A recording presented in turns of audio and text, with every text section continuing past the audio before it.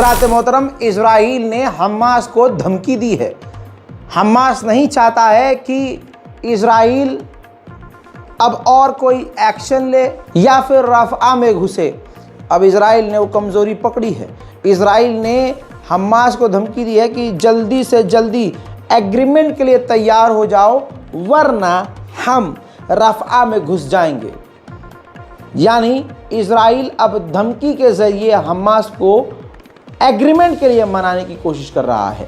बड़ा मूवमेंट, बड़ा एग्रीमेंट होता हुआ नज़र आ रहा है। CIA के चीफ विलियम बर्न्स इस वक्त इजिप्ट की राजधानी कायरो में बैठे हुए हैं और गुपचुप कई तरह की बातें चल रही हैं। मेरे दोस्तों, अब आपको बता दूं कि खबर यह आ रही है, आपको बहुत बड़ी खबर दे रहा हूं।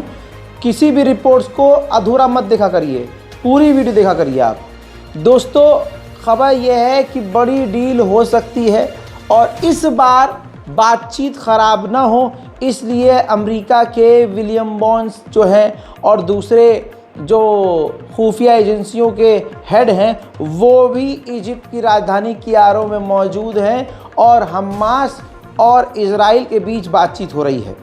ख़बर यह है कि हमास की कुछ शर्तों को इजराइल मानने के लिए तैयार भी हो गया है। उल्टी कहानी चल रही है। वहाँ धमकी दे रहा है इजराइल कि हाँ तुम पीछे हट जाओ, ऐसे कर लो या वैसे कर लो, और यहाँ टेबल पर इजराइल कई शर्तें हमास की मानने को तैयार हो गया है ताकि इस बार बातचीत बंद ना हो और एग्रीमेंट कुछ न कुछ हो जाए। हजरात, इजराइल का प्लान सामने आया है कि रफ़ा से लोगों को निकाल कर गाज़ा के कोस्ट पर यानी समुद्री तट पर पहले उनको बसाएगा, उनको वहाँ पर टिकाएगा, उसके बाद वो रफ़ा को तबाह करेगा। देखिए, मैं इजराइल के प्लान को कई बार बता चुका हूँ। वो पूरे गाज़ा के लोगों को समेटकर बिल्कुल बॉर्डर के इलाकों में बसा देगा जैसे रेफ्यूजीज़ होते हैं और मेन पूरे गाज़ा पर कब्ज़ा कर लेगा। Very simple. ये चीज़ आप लोगों के समझ में आ जानी चाहिए। लीजिए, मैंने आपसे कहा था कि सऊदी पर भरोसा मत कीजिएगा। अब हमारे अपनों में ही ऐसे सुअर जैसे लोग हैं कि उनको पता होता है कि रज़ाग्राफ़ी या फलाना जो न्यूज़ चैनल है ये सऊदी अरब का नाम ले रहे हैं। इसका मतलब ये नहीं है कि वो सरज़मीन सऊदी अरब को कोस रहे हैं, ना, सऊदी अरब की सरकार को कह रहे हैं। लेकिन इतने बड़े आणभक्त हैं वो सऊदी के, हमारा मक्का मदीना को मत बोल दिए, ये ज़्यादा मत बोलिए रज़ाग्राफ़ी। अरे जाहिल के बच्चे, मोहम्मद बिन सलमान की सरकार को हम कहते हैं। अब मोहम्मद बिन सलमान का भी नाम बार बार हम लेना नहीं चाहते क्योंकि यार नाम मोहम्मद है, क्या हम कुछ कह ही नहीं सकते, तो इसलिए भाई साहब हम सऊदी अरब बोलते हैं। ये मसला कई सारे पत्रकारों के साथ है, मेरे अपने साथ है, मेरे अपने जानने वाले हैं जो ये बात कहते हैं। लेकिन मैं यही कहता हूँ कि अब दुनिया जान रही है कि ऐसे लोग जो हमारे यहाँ बीच में मौजूद हैं, जो सारा दिन सऊदी करते हैं, वो सऊदी के बारे में कुछ उल्टा सुन ही नहीं सकते। भक्त बनो, अंधभक्त मत बनो।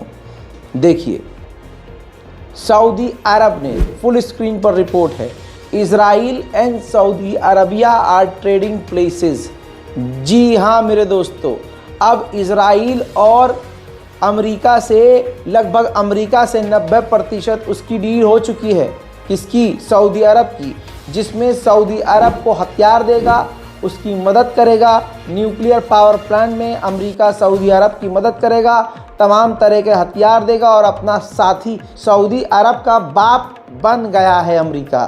सऊदी अरब ने अपने बाप को चुन लिया है। और अब दूसरा स्टेप ये है कि सऊदी अरब इजराइल से भी नॉर्मलाइजेशन कर लेगा। इसी वक्त अगर गाज़ा के ऊपर हमला इजराइल ने बंद कर दिया, एग्रीमेंट कर लिया, 3 साल के अंदर, सिर्फ ये मुंह से वादा कर ले कि 3 साल के अंदर बातचीत करके हम फ़िलिस्तीन को मान्यता दे देंगे। अगर ये सिर्फ नेतन्याहू मुंह से बोल दे, लिखित में भी मत दे, लेकिन सिर्फ मुंह से बोल देने पर सऊदी अरब इजराइल से नॉर्मलाइजेशन कर लेगा। साथ ही सऊदी अरब की डिमांड यह है कि इसी वक्त फ़िलिस्तीन के वेस्ट बैंक और दूसरे इलाकों में इजराइल ने जिस तरह से कब्ज़े किए हैं, उन कब्ज़े वाली जगह को फ्रीज़ कर दे और उन इलाके को फ़िलिस्तीनियों के हाथ में छोड़ दे, तो इस वक्त तुरंत नॉर्मलाइजेशन इजराइल से सऊदी अरब करने को तैयार है। उधर अमेरिका के सीनियर सेनेटर ने कहा है कि बिना इजराइल से नॉर्मलाइजेशन के अमेरिका सऊदी अरब से कोई पक्का मुआहदा नहीं करेगा। न्यूयॉर्क टाइम्स के मुताबिक जंग के बाद गाज़ा को और गाज़ा की सिक्योरिटी को अरब देशों के साथ बांटने के लिए इजराइल तैयार है।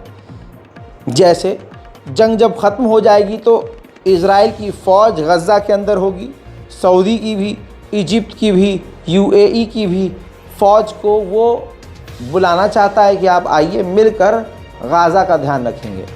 लेकिन फ़िलिस्तीन और गाज़ा के लोगों को ये कबूल नहीं है। इजराइल के प्राइम मिनिस्टर ऑफिस से डेटा लीक हो गया है, डॉक्यूमेंट निकल चुके हैं। डॉक्यूमेंट जो हैं गाज़ा के खुफिया दस्तावेज़ रिलीज़ हुए हैं, उसके मुताबिक राज खुल गया है, भेद खुल गया है कि आगे इजराइल अब क्या करेगा गाज़ा के साथ। जो दस्तावेज़ लीक हुए हैं उसके मुताबिक ख़बर यह है कि इजराइल पूरे गाज़ा पर कब्ज़ा करेगा, सिक्योरिटी इजराइल देखेगा और गाज़ा के अंदर सरकार किसी और की होगी। यानी जो गज़ा के अंदर जो दूसरी पार्टी होगी हमास के अलावा जो भी जीतेगी वो चलाएगी, लेकिन जो सिक्योरिटी है वो इजराइल देखेगा। यानी कब्ज़ा इजराइल का ही होगा। साथ ही उस पूरे गाज़ा को बनाने, चलाने और आगे के लिए, एजुकेशन के लिए, किसी भी चीज़ के लिए इजराइल तमाम अरब देशों से मदद लेगा और मिलजुल कर उनके साथ काम करेगा। हमास को पूरी तरह से वहाँ से ख़त्म कर देगा, मिटा देगा, ऐसा डॉक्यूमेंट में कहा गया है। उस लीक्ड रिपोर्ट के अंदर जो बड़ी बात है वो ये, जिससे मेरा दिमाग चकरा गया, आपका भी चकराएगा। उस प्रोजेक्ट में ये भी लीक है कि सऊदी अरब का जो नियोम प्रोजेक्ट है वो भी इस गाज़ा पर लागू होगा। यानी सऊदी अरब लगभग इजराइल और सऊदी अरब नॉर्मलाइजेशन कर चुके हैं या कर चुके होंगे और साथ मिलकर ये काम करेंगे। उधर एक बार फिर से यमन के ड्रोन्स को मारकर गिराया है अमेरिकी डिस्ट्रॉयर्स ने। कहने का मकसद ये है कि इन तमाम खबरों के बावजूद बीच बीच में ये अपडेट आ रही है कि यमन के लड़ाके लगातार इजराइल पर और अमेरिका पर हमलावर हैं। फिलहाल की इस रिपोर्ट में इतना ही। इंतज़ार कीजिए मेरे अगले अपडेट का। इससे पहले बहुत बड़ा अपडेट सुबह दे चुका हूं, उस वीडियो को भी, उस रिपोर्ट्स को भी जाकर ज़रूर देखिए। मैं हूं रज़ा और आप देख रहे थे रज़ाग्राफ़ी। जय हिंद।